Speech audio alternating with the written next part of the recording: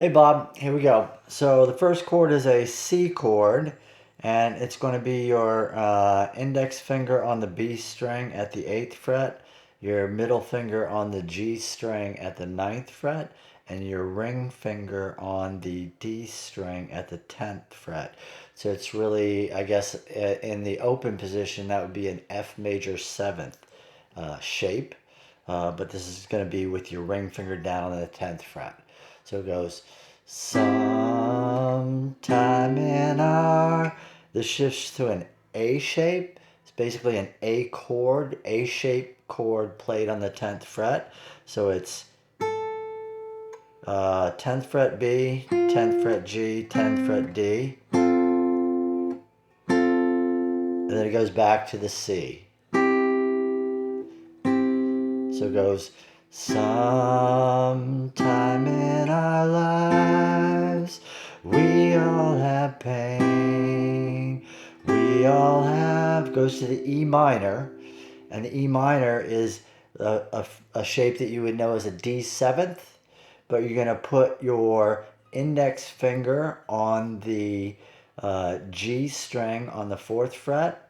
You're going to put your middle finger on the D string on the 5th fret and your ring finger on the B string on the 5th fret.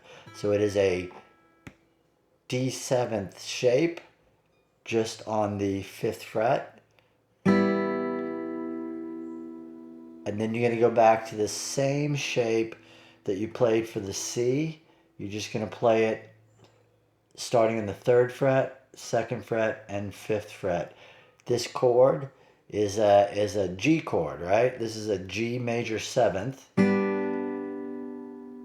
And if you put your finger down so you did a little bar with these two strings, this would actually just be a regular G chord. But all it really calls for is the triad. Alright? So that whole section, the whole first line goes, sometime in our lives we all have pain, we all have sorrow.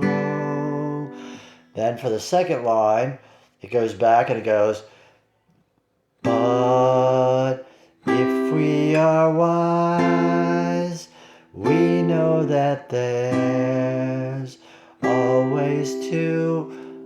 The tomorrow goes to the G, so you go back to this shape, the basically the same C shape or the G chord on the 3rd fret. Ma. You could go back, then it ends on C, right? So you could go back, so it goes, but if we are wise, we know that there's always tomorrow. That's the C, right? There's also another way to play a C that will resolve it with a lower pitch. This is a chord you're going to want to learn anyway for playing bar chords if you don't know it anyway.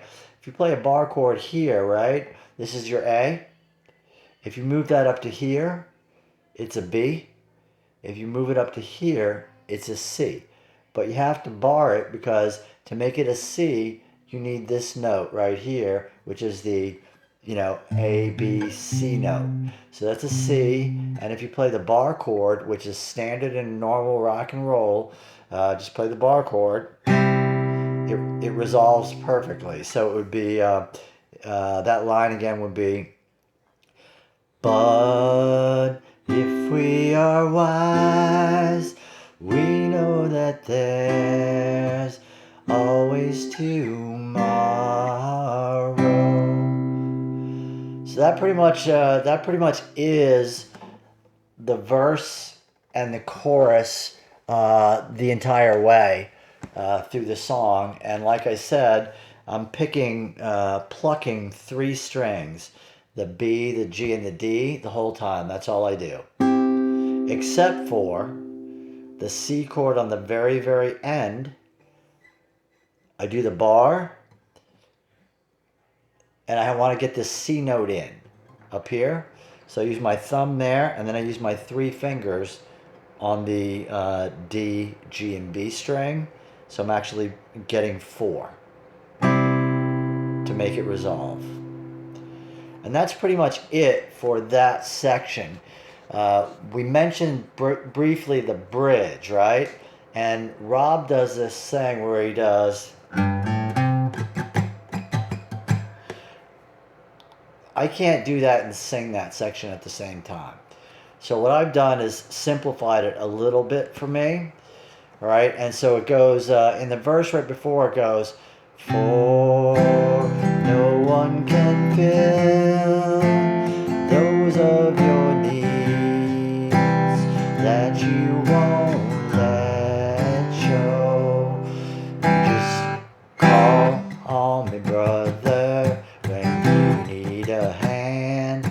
We all need somebody to lean on. I just might have a problem that you'll understand. We all need somebody to lean on. Alright, that was pretty sloppy. Let me do that one more time. So you just call on me, brother, when you need a hand. We all need somebody to lean on. I just might have a problem that you'll understand.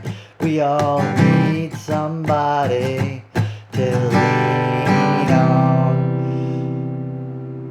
So that's a much easier way to do that. Well, easier for me, because it doesn't have that part which doesn't seem to exactly fit the rhythm to me. Somehow I can't make it work. So that's how I do it when I play this song by myself. So anyway, hope that helps. I will shoot this to you straightly.